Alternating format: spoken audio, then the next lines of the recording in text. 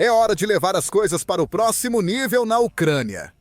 Hora dos Estados Unidos da América e outras nações ocidentais atingirem a Rússia com força, enviando mais ajuda do que nunca para a Ucrânia a fim de escalar o conflito e talvez, finalmente, trazê-lo ao fim. Segundo o general aposentado do Exército dos Estados Unidos da América, David Petraeus. E quando um homem como David Petraeus fala, o mundo militar tende a ouvir. Nascido em 1952, Petraeus ingressou na Academia Militar de West Point após concluir o ensino médio. Ele continuou a desfrutar de uma longa e ilustre carreira militar, servindo um total de 37 anos no Exército dos Estados Unidos da América. Durante quase 4 décadas de serviço ativo, Petraeus subiu nas fileiras, eventualmente se tornando comandante da Força de Assistência à Segurança Internacional e comandante das Forças dos Estados Unidos da América no Afeganistão. Ele também serviu como general-comandante da Força Multinacional no Iraque, liderando todas as forças da coalizão durante partes da Guerra do Iraque. Ao deixar o exército, ele se tornou o 4º diretor da Agência Central de Inteligência. Apesar de possivelmente aposentado, Petraeus permanece ativo. Ele ensina em universidades ao redor do mundo e mantém um olhar atento sobre eventos geopolíticos, compartilhando a sabedoria de sua experiência em entrevistas e artigos de mídia. Ele tem sido uma voz alta e crítica da invasão ilegal da Rússia à Ucrânia desde que a guerra começou. Em julho de 2022, ele se juntou a outros 3 ex-generais militares para formar o Conselho Consultivo Estratégico para a Defesa da Ucrânia, com a missão de fornecer orientação especializada e insights estratégicos para as Forças Armadas da Ucrânia. Desde então, ele se manifestou contra a Rússia em várias ocasiões. Ele criticou não apenas os supostos motivos do país para invadir, mas também suas táticas e os padrões gerais estabelecidos por seus líderes militares e forças. Em 2023, quando questionado se a Rússia estava tendo dificuldades para alcançar seus objetivos devido a falhas na inteligência, recrutas ou cultura militar, ele emitiu uma resposta condenatória. Tudo acima e mais. A lista é longa, incluindo um design de campanha ruim, treinamento totalmente inadequado. Durante esses meses, eles foram implantados nas fronteiras norte, leste e sul da Ucrânia. Controle de comando e comunicações ruins, disciplina inadequada e uma cultura que tolera crimes de guerra e abuso de populações locais. Equipamento ruim, como torres de tanques explodindo ao pegar fogo. Capacidades logísticas insuficientes, incapacidade de alcançar efeitos de armas combinadas para empregar efetivamente todas as capacidades terrestres e aéreas juntas. Estrutura organizacional falha, ausência de oficiais não comissionados qualificados, sistema de comando hierárquico que inibe iniciativas dos subordinados e corrupção disseminada. Isso mina todos os aspectos de seu exército e do complexo militar industrial de apoio. Petraeus também criticou a dependência da Rússia em táticas de força bruta e ataques de artilharia avassaladores, sugerindo que o exército do país tem sido particularmente desperdiçador, valorizando volume sobre precisão e destruindo cidades e vilas inteiras apenas para que pudessem capturar pequenos e inconsequentes pedaços de terra. Por outro lado, ele elogiou repetidamente os valentes defensores da Ucrânia por sua notável capacidade de se entrincheirar e repelir uma força muito maior, enquanto lançam contra-ataques bem-sucedidos por conta própria. Petraeus também tem sido um dos defensores mais vocais da ajuda contínua à Ucrânia. Ele tem instado continuamente as nações da OTAN a desempenharem seu papel e continuarem enviando armas e munições para Kiev, pois entende como isso é importante. Em uma entrevista à Cable News Network, em 2022, por exemplo, Petraeus observou como a Rússia foi forçada a realocar suas sedes e suprimentos de combustível em resposta aos Estados Unidos da América e ao Reino Unido, fornecendo sistemas de foguetes de alta mobilidade para a Ucrânia. Segundo ele, isso desacelerou significativamente os avanços russos na Ucrânia, acrescentando que o apoio ocidental também deu aos soldados ucranianos a oportunidade de melhorar suas contra-ofensivas e retomar certos territórios também. Nos anos desde então, Petraeus tem repetidamente pedido aos Estados Unidos da América e seus aliados da OTAN para enviar armamentos mais valiosos e que mudam o jogo para a Ucrânia, como os sistemas de mísseis Patriot. Agora, ele quer que a aliança vá ainda mais longe e atinja a Rússia mais forte do que nunca.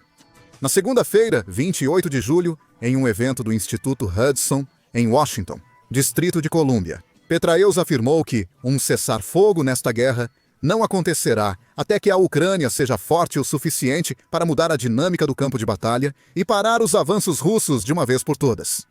Para isso, Petraeus argumenta: a Ucrânia precisa de ainda mais assistência de seus aliados ocidentais. Eu não prevejo um acordo de cessar-fogo entre a Rússia e a Ucrânia, até que os Estados Unidos da América, os países europeus e outros países ocidentais forneçam tanta assistência à Ucrânia que possam mudar a dinâmica no campo de batalha. Em outras palavras, o ex-general quer ver a Ucrânia não apenas sendo capaz de repelir ataques russos e lançar contra-ataques aqui e ali, como sua recente recaptura, Kindrativka.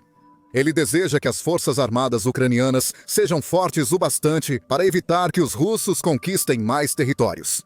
E talvez até para empurrá-los de volta pouco a pouco, desfazendo todos os seus esforços nos últimos anos em regiões como Donetsk, Luhansk, Kherson e Zaporizhia. Isso, para Petraeus, é a única coisa que fará o presidente da Rússia, Vladimir Putin, finalmente aceitar que essa invasão foi um enorme erro e finalmente colocar um fim nela. Isso se alinha com comentários anteriores do ex-chefe da CIA, que repetidamente disse que a única maneira de parar a guerra é basicamente tornando impossível para Putin vencer. Em 2023, perguntaram-lhe como ele achava que a guerra terminaria, afirmando que acredita que termina em uma resolução negociada, quando Putin reconhece que a guerra é insustentável, tanto no campo de batalha, onde a Rússia, no primeiro ano, provavelmente sofreu muitas vezes as perdas que a União das Repúblicas Socialistas Soviéticas sofreu em quase uma década no Afeganistão, quanto na frente doméstica, que foi fortemente impactada por sanções econômicas, financeiras e pessoais e controles de exportação. Esse ponto parece mais próximo hoje do que em 2023, quando Petraeus fez esses comentários. A Rússia sofreu perdas colossais nos anos seguintes, com mais de 1 milhão de baixas. Também perdeu grandes quantidades de equipamento militar, desde tanques e veículos blindados até sistemas de defesa aérea, estações de radar e aeronaves. O país também enfrenta um período potencialmente prolongado de dificuldades econômicas causadas pelas sanções ocidentais. E o enorme custo da guerra, combinado com uma dramática escassez de mão de obra e outras crises, quase todas diretamente ligadas ao conflito. Ainda assim, a guerra continua. Isso, na visão de Petraeus, é um sinal de quão desesperado e comprometido Putin está com essa invasão. E como mesmo uma enorme perda de vidas de seu próprio povo não basta para mudar sua opinião. Ele notou como a Rússia já sofreu mais de 1 milhão de baixas, com 500 mil dos feridos supostamente incapazes de retornar às linhas de frente. Esse é o tipo de custo que ele tem se disposto a arcar. Você teria que fazer algo muito dramático para pará-los imediatamente. No campo de batalha, Petraeus não é estranho a conflitos que envolvem grande perda de vidas. Durante seu discurso no Instituto Hudson, ele lembrou de ter que escrever cartas de condolências para as famílias dos soldados caídos, admitindo que tinha dificuldade em entender a escala das perdas na Ucrânia. Ele acredita que a guerra foi tão devastadora para as forças russas que pode até ter feito alguns dos comandantes do país e as mentes militares mais experientes perderem a razão. Até certo ponto, ele citou o exemplo de Yevgeny Prigozhin, o falecido líder do infame grupo mercenário Wagner. Prigozhin já foi um dos confidentes e apoiadores mais próximos de Putin, além de uma das pessoas mais poderosas da Rússia, controlando uma grande rede de empresas com laços estreitos com o Ministério da Defesa e os serviços de inteligência russos. Durante as primeiras etapas da guerra, Prigozhin foi uma das figuras-chave liderando a carga em direção a Kiev.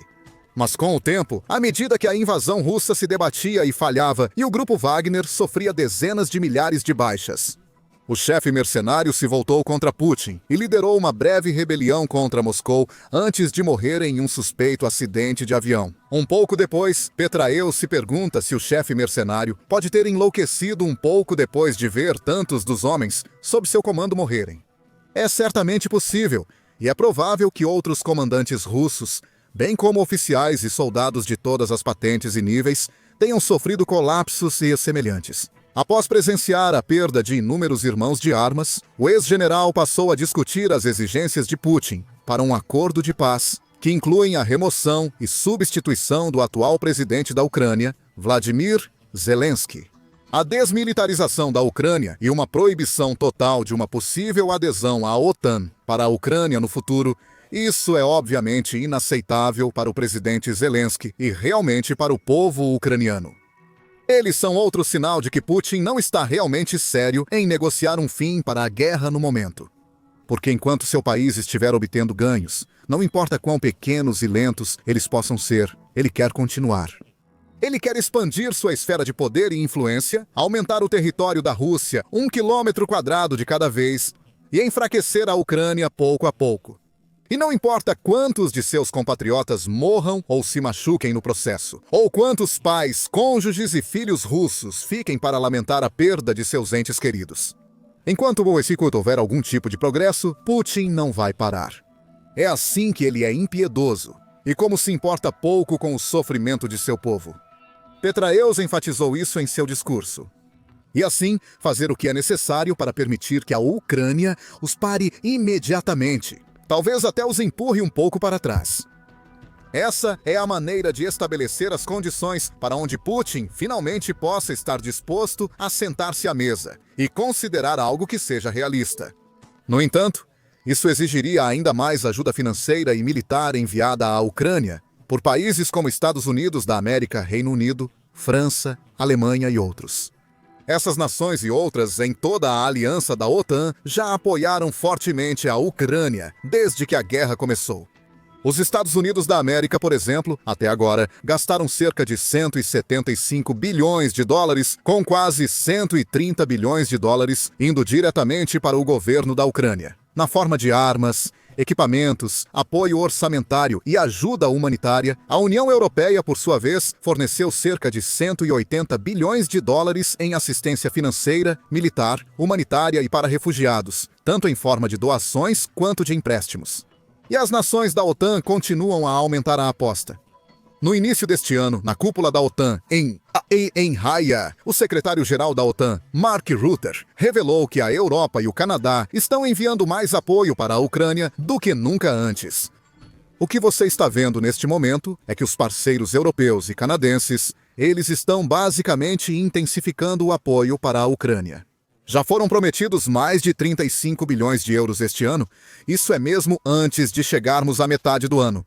No dia 1º de julho, e no ano passado, foi para o ano inteiro um pouco mais de 50 bilhões. Então, podemos assumir com segurança que o valor total para 2025 será maior do que em 2024. E isso mostra que o apoio à Ucrânia é contínuo.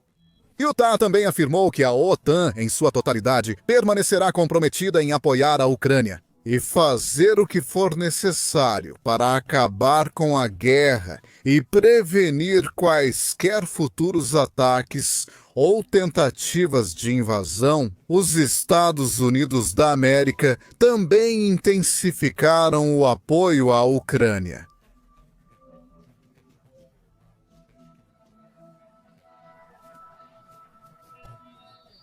Após um breve, mas temporário atraso na ajuda, o presidente dos Estados Unidos da América, Donald Trump, confirmou que um grande pacote da Agência dos Estados Unidos para o Desenvolvimento Internacional estava a caminho de Kiev, pago pelos aliados da OTAN. O pacote deve incluir baterias do importante sistema de mísseis Patriot e mísseis, entre outros equipamentos. Trump também impôs um prazo definitivo a Putin, cansado das mentiras e falsas promessas do líder russo. Em 14 de julho, Trump deu à Rússia 50 dias para aceitar um acordo de paz, ou enfrentar sérias consequências na forma de algumas das maiores tarifas já vistas. Mas em 28 de julho, Trump aumentou a pressão e reduziu drasticamente seu prazo. Durante sua visita à Escócia, onde jogou golfe e se reuniu com líderes europeus, Trump expressou decepção com as ações de Putin, especialmente o bombardeio contínuo de cidades ucranianas e o assassinato de civis. O presidente disse que vai estabelecer um novo prazo de cerca de 10 ou 12 dias a partir de hoje. Não há motivo para estarem esperando. São 50 dias. Quero ser generoso, mas não há progresso visível. O prazo inicial de Trump deu à Rússia até o início de setembro para fechar um acordo. Ele exige que o Kremlin haja muito mais rápido, até 10 de agosto no máximo. Putin precisa chegar a algum tipo de acordo com Kiev ou enfrentar as consequências. E Trump está instando seu homólogo russo a fazer a coisa certa, dizendo: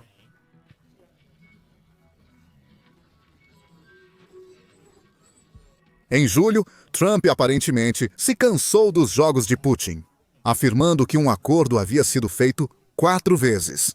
E então você volta para casa e vê que a Rússia acabou de atacar um asilo ou algo assim em Kiev. Então, que diabos foi isso? Ele acrescentou que não está tão interessado em conversar mais antes de estabelecer seu prazo inicial de 50 dias. Na época, a Rússia rejeitou esse prazo, com o vice-ministro das Relações Exteriores do país, Sergei Ryabkov, dizendo que qualquer tentativa de fazer exigências, especialmente ultimatos, são inaceitáveis para nós. O ex-presidente russo Dmitry Medvedev, que ainda mantém laços estreitos com o Kremlin, também criticou Trump por um ultimato teatral e afirmou que a Rússia não se importava com a ameaça do presidente dos Estados Unidos da América. Apesar de funcionários do Kremlin ainda não terem comentado sobre o último ultimato, Medvedev novamente compartilhou sua visão nas redes sociais. Cada novo ultimato é uma ameaça e um passo em direção à guerra. Não entre a Rússia e a Ucrânia, mas com o próprio país de Trump. Resta ver, no entanto, se Putin compartilha dessa visão. Porque se o prazo passar e a Rússia não concordar com um acordo, o próximo conjunto de tarifas de Trump pode levar a economia do país a seus joelhos. A Casa Branca revelou que as tarifas cobririam todos os produtos russos, tornando muito mais difícil para o país conduzir o comércio internacional. Qualquer país que ainda faça negócios com a Rússia, como aqueles que compram e usam petróleo russo, também seria severamente punido. E essa punição poderia ficar ainda pior se o ato de sanções à Rússia de 2025 conseguir se tornar lei. Um projeto de lei bipartidário apresentado pelos senadores Lindsey Graham, republicano, e Richard Blumenthal, democrata. O ato de sanções à Rússia daria ao presidente Trump o poder de impor tarifas de até 500% em países que ajudem ou apoiem a Rússia de qualquer maneira. Esse tipo de tarifa impactaria dramaticamente as economias desses países e, provavelmente, os forçaria a reconsiderar seus investimentos russos e buscar opções alternativas. Isso, por sua vez, enfraqueceria ainda mais a economia russa, que já se encontra em situação delicada. Putin até teve que anunciar um plano para reduzir os gastos militares para 2026 para ajudar a evitar uma recessão iminente. A riqueza nacional do país também está diminuindo rapidamente. E Putin pode finalmente olhar para a bagunça que fez e perceber o quão insustentável tudo isso é. Apesar de usar todas as táticas que consegue pensar para intensificar e fortalecer a máquina de guerra russa, Putin deve ver que está falhando. Os ganhos no terreno são lentos e incrementais. A grande ofensiva de verão está fracassando. E mesmo disparando números recordes de drones e mísseis contra cidades ucranianas e infraestrutura civil, não está rendendo os tipos de resultados que o Kremlin deseja. Em resumo, a Rússia está falhando. Sua economia está desmoronando. Suas perdas estão aumentando. E ela está tendo que recorrer a medidas cada vez mais desesperadas para sustentar sua invasão. Como trazer tanques da era soviética de volta à ativa e enviar esquadrões de soldados para além da fronteira. Andando de motocicletas em vez de veículos blindados, o moral ucraniano não está se quebrando. Na verdade, o país continua demonstrando uma notável determinação e espírito. Persistindo em locais-chave, mantendo sua posição e até contra-atacando em certas áreas para recuperar terras perdidas e empurrar os russos de volta. Chegou a um ponto em que muitos especialistas concordam que ganhar esta guerra é mais ou menos impossível para a Rússia, já que levaria literalmente décadas de esforço e investimento. É completamente insustentável e todos podem ver isso. No entanto, parece que Putin quer continuar a ignorar a realidade, vivendo em seu próprio mundo de fantasia, onde o exército russo é uma força todo-poderosa e imparável. E ele, como seu grande e glorioso líder, está destinado a entrar para a história como um Pedro, o Grande, dos tempos modernos. Talvez as próximas tarifas de Trump sejam o golpe final, a gota d'água que faz Putin recuar e concordar com um acordo. Mas se não, talvez David Petraeus esteja certo e uma demonstração forte e decisiva de força seja a única opção, com a OTAN precisando aumentar a aposta mais uma vez, entregando o tipo de ajuda que mudará o jogo e que irá mudar o campo de batalha a favor da Ucrânia em uma escala sem precedentes. Se for o caso, resta saber se os membros da aliança estarão dispostos a tomar uma decisão tão grande e custosa. Só o tempo dirá.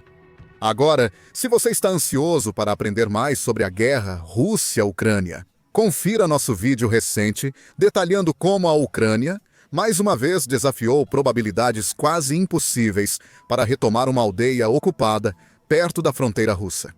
Ou descubra como as forças armadas ucranianas estão usando táticas inovadoras, quase mágicas, para tornar seus caças F-16 completamente intocáveis. Por fim, inscreva-se no nosso canal de notícias, confiável para se manter informado e atualizado sobre os últimos acontecimentos das linhas de frente e além.